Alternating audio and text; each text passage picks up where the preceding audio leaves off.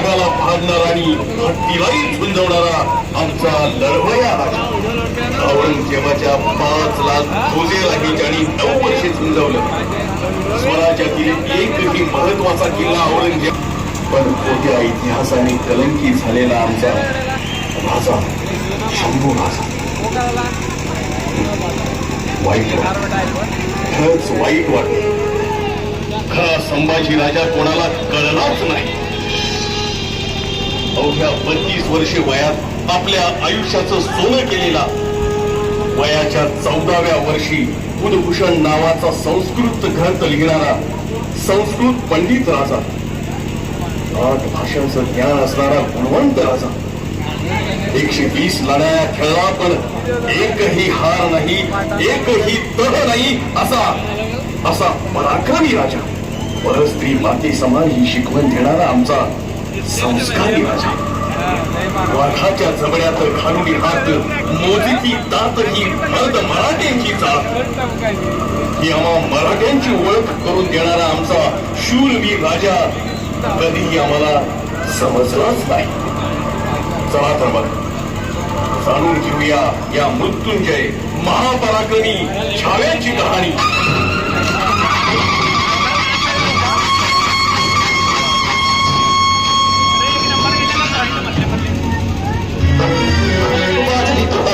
किल्ले पुरंदरी खेळला पाळणा शिवाचांगणी,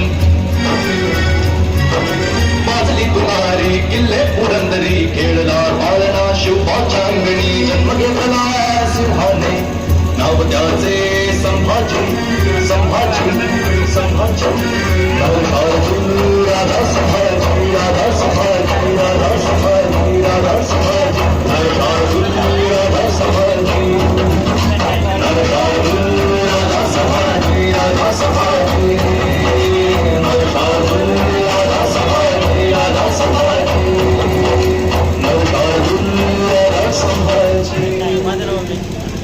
शंभूराजे अवघ्या 2 वर्षाचे असताना मातृ छत्र हरपली.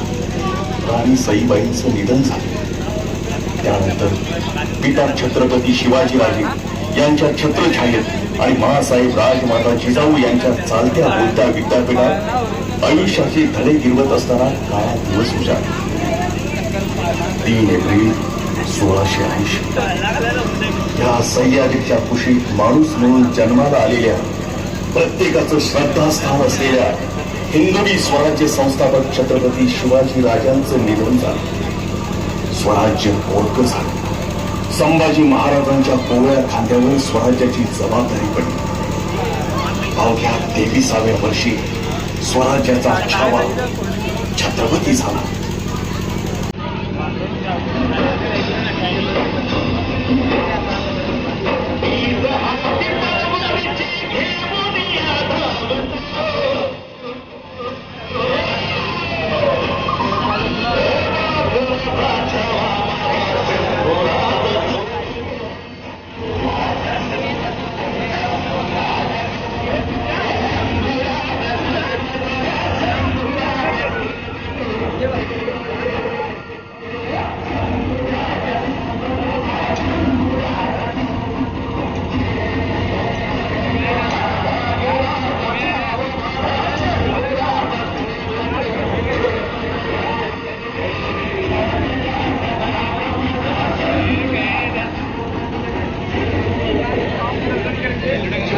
शिवाजी राजांच्या निधनानंतर आरामात स्वराज्य काबीज करता येईल या इराद्याने खुद्द दिल्लीपती अलमगीर औरंगजेब 5 लाखाची फौज घेऊन स्वराज्यावर चाल करून आला. पण संभाजी राजांनी त्याला तब्बल 9 वर्ष झुंजवला. स्वराज्यातील एकही महत्वाचा गड औरंगजेबाला जिंकू दिला नाही. वैतागलेला औरंगजेब स्वराज्य घेण्याच्या इराद्याने बहादूर गडावर ठाण बांधून बसला.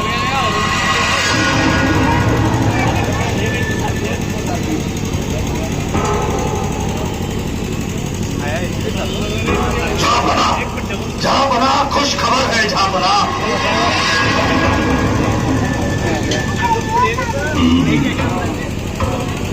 क्या हुआ? वो जहनवी काफर बच्चा संभा मर गया क्या?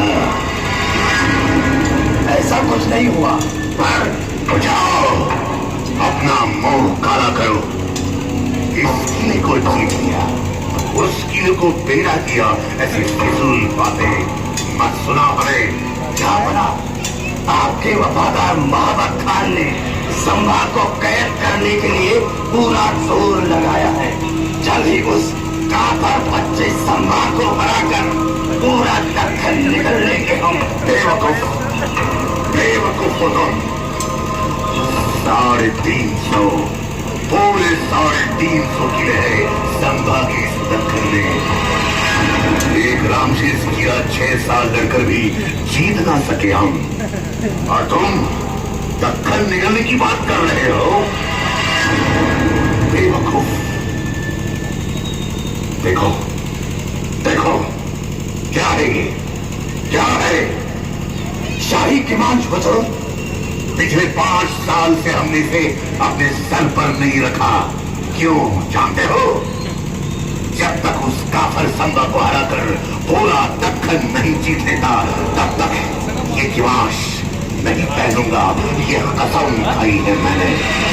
आलमगीर सल्तनत का शहंशाह पिछले 9 साल से इस दक्कन की मिट्टी में भटक रहा है। कैसा शहंशाह और कैसी ये सल्तनत। शहंशाह होकर भी शहंशाह का ताज ना पहनना।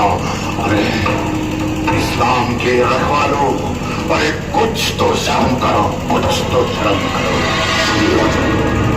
थोड़ा चुप मिला रखिए। तुम मुझे हिदायत देते हो, मुझे तुम्हें मालूम नहीं आ सकता हमारी फौज सिर्फ पागल होना बाकी है। 9 साल से उन्हें घर बार नसीब नहीं हुआ है। अगर हमने हमारी जिद और नादानी नहीं छोड़ी तो एक दिन हमारी कब्र भी यही खोदी जाएगी। जाओ जाओ, कुछ तो करो, जाओ उस काफर के बच्चे संभा को पकड़ लाओ। जाओ। जी हुजूर।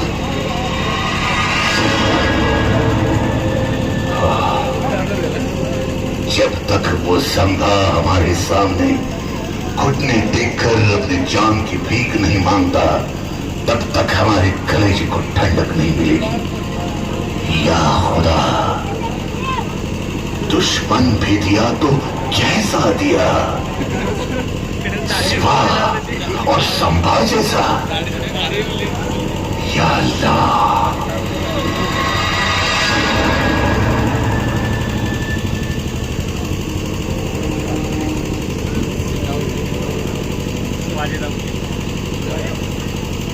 मुजरा राणी साहेब. दादासाहेब आपण यावं यावं. बसावं दादासाहेब. आणि हो, या घडीला आम्ही राणीसाहेब नाही तर आपली बहीण आहोत. हो, शेवटी आम्ही आपले सेवक आहोत आणि सेवकांना आपली पायरी ओळखून राहावं राणी साहेब. पण ते जाऊ द्या. बाळ बाळगून कसे आहेत? उत्तम. म्हणजे आमच्या येण्याचं कारण आपण जाणलंच असेल. बारशाचं निमंत्रण ना? अगदी बरोबर हेरलं ताई साहेबांनी. बारशाचं निमंत्रण घेऊन आलोय आम्ही. पण हो, बारशाला येताना आपण एकट्या नाही तर महाराज साहेबांनाही सोबत घेऊन शिरकानात आपली पायघोळ झाडावी अशी इच्छा आहे आमची. या घडीला महाराज साहेबांना घेऊन शिरकानात स्वराज्याच्या सीमेवर दुश्मनांच्या फौजा ठाण बांधून असताना महाराज साहेबांना आम्ही शिरकाना येण्यासाठी भरीला घालावं हे योग्य वाटत नाही नव्हस. दुश्मन फौजांची चिंता नसावी ताईसाहेब. सीमेवरच्या मोगल फौजा रोखून धरल्यात आम्ही वतनदारांनी. चुकता आहात शिरके, चुकता आहात. मुजरा राजे, स्वतःला वतनदार समजण्याची गफलत करू नका. या हिंदवी स्वराज्यात आजपर्यंत आबासाहेब वा आम्ही देखील अद्याप तरी कोणत्याही सरदारांना वतनं दिली नाहीत. तरी हो, आपणास वाटत असेल की आम्हास ठाऊक नाही, पण आम्ही पक्के जाणतो की स्वराज्याच्या सीमेवर मोगल फौजा रोखून धरणारे स्वराज्याचे शिलेदार वेगळेच आहेत. आपण आणि आपले कुटुंबीय मात्र मराठे आणि मोघल या दोन्ही बंगल्यांवर एकाच वेळी हात घेऊन चिंता बाळगता आहात ती फक्त आपल्या वतनाची. झूठ महाराज साहेब, झूठ. आमची इमानदारी सर्व साक्षी आहे. ठीक आहे, तर मग बोला गणूजी. आपले चुलत बंधू कान्होजी शेळके कोणत्या विमानापायी जाऊन मोगलांना मिळाले आणि ह्या घडीला शिरकांड सोडून आपण आम्ही सांगतो, दादासाहेब बादशाचं निमंत्रण घेऊन आले. राणीसाहेब तुम्हाला ठाऊक नाही. बादशाचं निमंत्रण हे फक्त निमित्त. गणोजी आले आहेत ते फक्त आणि फक्त वतनाची मागणी करण्यासाठी. काय गणोजी, बोला. नाही नाही खरा ताई साहेब. दादा, गणोजी, तुमच्यासारखाच स्वराज्यातील प्रत्येक जण केवळ आपल्याच वतनाचा विचार करू लागला तर काय करून या हिंदवी स्वराज्याची. महाराज, स्वराज्य नंतर आधी आम्हास आमचे वतन हवे आणि आपण नाही दिले तर काय गणोजी. महाराज, आपणास ठाऊक नाही, मोगलांनी आम्हास मोठ्या मुलकाची वतनदारी देऊ केली आहे. गणोजी, निघा तुम्ही. सामोपचार संपला. काल परवाचे ते मोघल, त्यांचा जर तुम्हाला एवढा कळवळा येत असेल तर हुशार जा त्या मोघलांबरोबर. तुम्हा शिरक्यातला अक्कल घडवण्याची ताकद आहे आमच्या मनगटात. काहीही झालं तरी तुम्हाला स्वतंत्र देऊन या स्वराज्यातील गोरगरीब जनतेवर अन्याय होऊ देणार नाही आम्ही. चलते वा.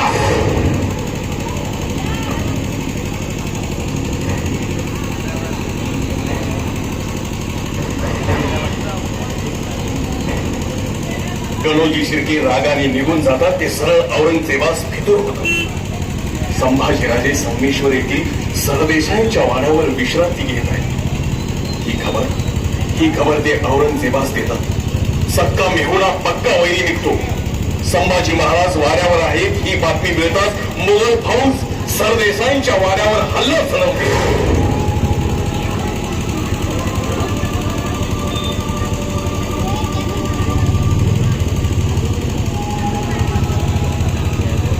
खंडोबाला इथं आलेल्या सर्व गोरगरिबांच्या अर्जांची छाननी करा आणि त्यांना योग्य न्याय मिळेल. राजा घात झाला. मालूजी, काय झालं? काय गडबड? वैरी घाट ओलांडून संगमेश्वराला चालू देते. हवा 600-700 स्वारांचा तांडा आहे. निघा तुम्ही. नाही मालूजी, तुमच्या थकल्या खांद्यांवर स्वराज्य सोपवून जायला राजे झालो नाही आम्ही. मरू इथंच, झुंजुबी इथंच, पण रण सोडून पळणार नाही. तुम्हास मी खंडोबाची हान आहे. निघा. हो राजाजी, आपण निघावं. आम्ही आहोत. नाही कवीजी, कदापि नाही. अहो, या तलवारीनं फितुरांची मुलकी छाटली, फिरंग्यांवर सरप बसवली, ती तलवाराने ज्ञान करू म्हणतात. नाही कवीजी, ते होणे नाही.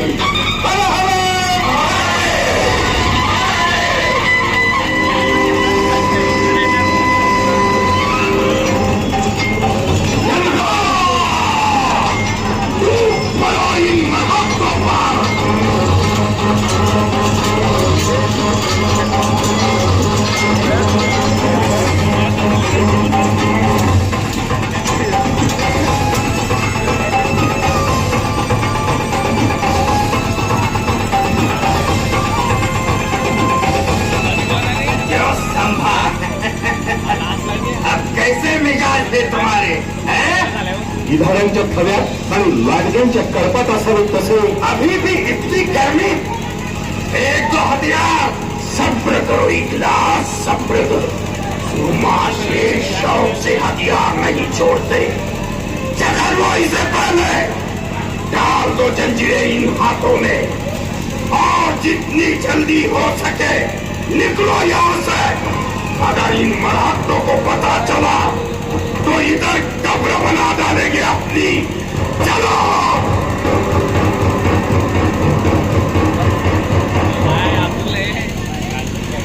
संभाजीराजे कैद झाले.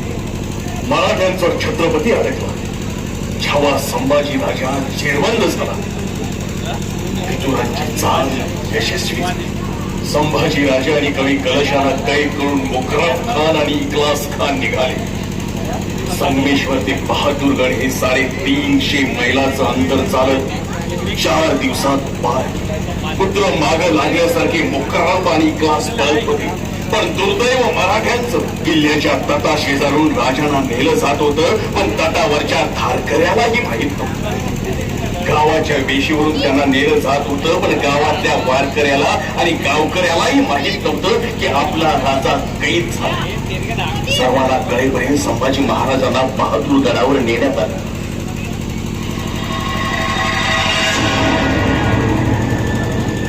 हुजूर हुजूर हुजूर, संभा पकड़ा गया, मरहट्टा संभा भोसला पकड़ा गया.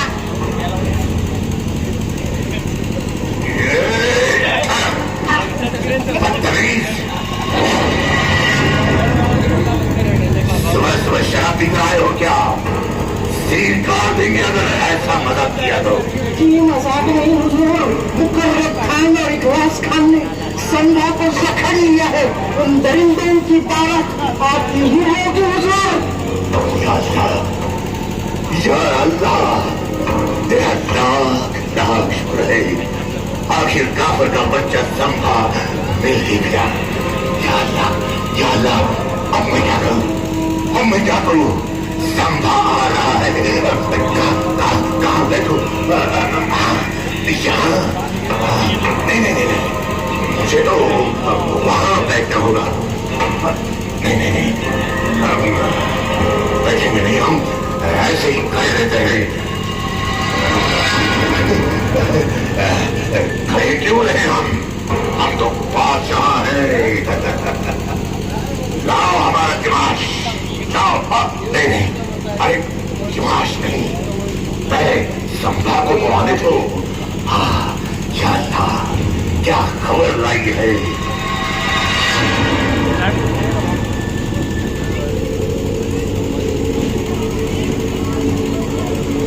संभा, झुक जाओ अलम्बरा के सामने. राजा है वो, झुकेंगे नहीं, झुकाएंगे. खामोश, चुप, एकदम चुप. याद रख, कैद में तो अल्लाह ताला के दरबार पे. चुप लो. सबूर, असद, सबूर.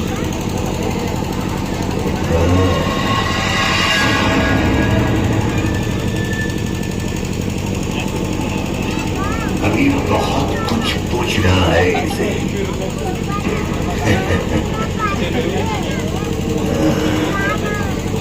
9 बरस का था तब ये मिला था हमें आगरा में. और हमने इसे पूछा भी था, क्यों रे संभा, डर नहीं लगता हमारा? तब इसने जवाब दिया था, हमें किसी से डर नहीं लगता, बल्कि हमारी वजह से सबको डर लगता है. सच कहा था काफर ने. कभी कलेजी को ठंडक नहीं मिलने दी इसने. लेकिन नहीं, अब नहीं. अल्लाह की मेहरबानी, आज कैद में है तो हमारे.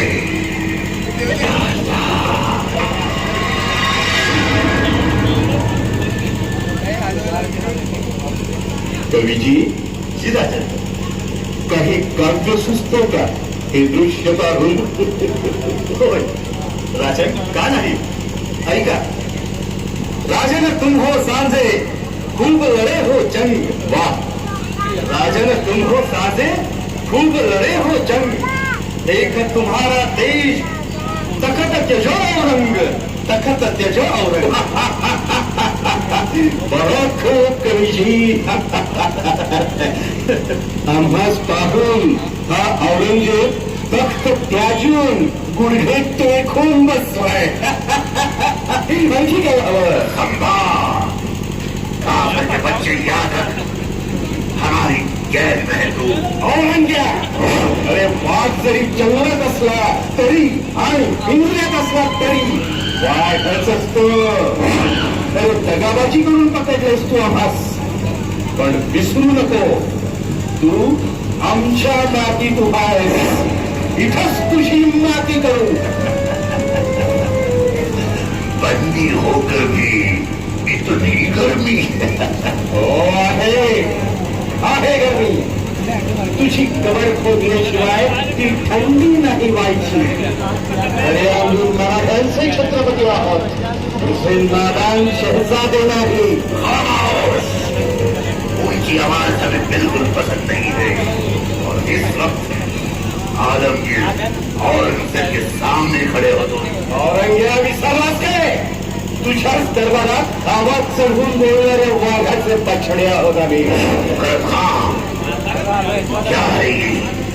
बंदी ये है क्या हम? इतने मिजाज, या अल्लाह, क्या खिलाते हैं ये मर्द के अपने बच्चों को? क्यों नहीं पैदा हुआ ऐसा एक भी शख्स हमारे जनाने में? अरे कसा जन्मेल तुझ्या पोटी संभाजी? तख्तासाठी स्वतःच्या बापाला विष देणार तू, संभा स्वतःच्या भावाची खुलेआम कत्ल करणारा तू. कसा जन्मेल तुझ्या पोटी संभाजी? अरे हा संभाजी जन्मेल फक्त आणि फक्त शिवछत्रपतींच्या कुशीतच. वाघाची बछडी वाघाच्या पोटीच जन्म घेतात, तुझ्यासारख्या पोखराच्या नाही. मुंह बंद रख अपना और बता हमें बुरहानपुर की लूट का छुपाया हुआ शाही खजाना कहाँ है? बता हमें हमारे कौन से सरदार शामिल हो गए तुझसे? सच सच बता संभा, सच सच बता. बड़ी जागीर देगी तुझे, जान बख्श देंगे हम तेरी. औरंग्या, रक्तासाठी रक्तावर उलटणारी औलाद नाही आमची. तुझे तेरी जान प्यारी है या नाही? खान, अरे पिंजऱ्यात कोंडलेल्या वाघासमोर कुत्रीही कुरकुरायला लागतात. हे साखर बंद सोड, मग कळेल तुला कोणाचा जीव जोखमीवर आहे. छोड़ दू इस काफिर को, ताकि ये फिर से हम पर वार कर सके. अरे वार केला तर तो छाताडावर करेल, तुझ्यासारखा पाठीवर नाही करणार. अरे लाखाच्या फौजेत घुसून बोट छाटणारी औलाद आहे आमची. तेरे मुर्बत काफिर बच्चा, किसके जोर पर इतनी घमंड कर रहा है? सब कुछ सच सच बता, वरना तुझे ऐसी मौत देगी कि ये जमीन और ये आसमान भी कांप उठेगा. अरे हात मोठ्या, मरणाची भीती कोणाला घालतोस? शिवाजी नावाच्या वाघाचे छावे आहोत आम्ही. इथंच मरू, पण बेईमानी आमच्या रक्तात नाही. करून करून काय करशील? आमचा जीव घेशील ना? जीव गेला तरी 72, पण याद राख औरंग्या, जो मारकर हटा उसे कहते हैं मराठा. हर हर महादेव, हर हर महादेव. राम के रखवालो, हमारे साथ में इस्लाम कबूल कर लो. आस्था और आस्था बदली नहीं जाती औरंगजेब. संभाजी 1000 बार जिएगा, 1000 बार मरेगा, मगर हिंदू धर्म नहीं छोड़ेगा. तुम्हारे साथ साथ तुम्हारा स्वराज भी खत्म हो जाएगा. बस एक बार शंभू राजा को आजाद कर दो. अपना सर शंभू राजा के चरणों में तड़पता हुआ पाएगा तू. ले जाओ इसे हमारे नजरों के सामने से और निकाल दो इसकी मगरूर आंखें तपती सलाखें डालकर. इसकी आंखें हमें जमाती है. खींच लो इसकी नापाक जबान, तोड़ लो इसके दोनों हाथ और बताने से इनकार कर दे तो काट डालो इसका सर. और हाँ, हर सजा का अमल पहले इस शायर पर करो. हम भी देखेंगे उनको शेर दिल मानने वाली शिवाजी की औलाद कैसे सुनती है अपने शायर की दिल याद.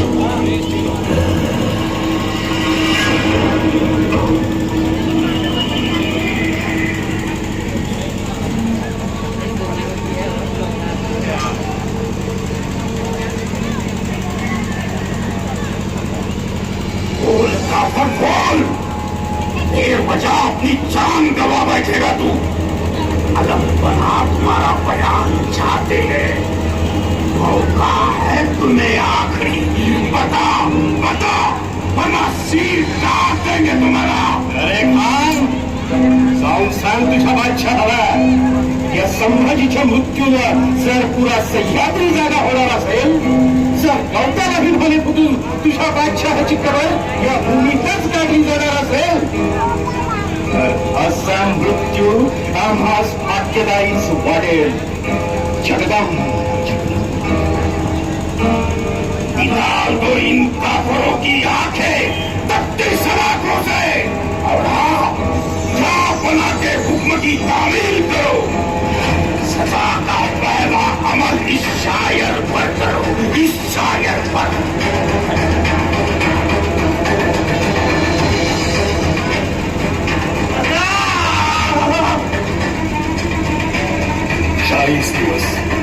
तब्बल 40 दिवस अत्याचार चालला होता. राजांचं कातडं सोलून काढलं, त्यावर मिठाचं पाणी टाकलं. कुणीतरी यायचा, गुडघ्याच्या वाट्यात कापून न्यायचा, कुणीतरी यायचा, हाताची बोटं छाटायचा. अरे किती सोसला असेल माझ्या राजानं, किती सोसला असेल. आपण शिवछत्रपतींचे पुत्र आहोत. या अस्मितेसाठी, स्वराज्यासाठी, राष्ट्रधर्मासाठी सहन केलं. तब्बल 40 दिवस. अखेर तो औरंगजेबी म्हणत राहिला, या अल्लाह, किस मिट्टी से बना था ये? हमने आंखें निकाल दी उसकी, लेकिन उसकी आंखें झुकी नहीं हमारे सामने. हमने जबान काट दी उसकी, लेकिन उसने मांगे नहीं अपनी जबान से रहम के 2 लफ्ज. हमने हाथ काट दिए उसकी, लेकिन उसने नहीं फैलाए हाथ हमारे सामने. हमने पांव काट दिए उसके, लेकिन उसने नहीं टेके घुटने हमारे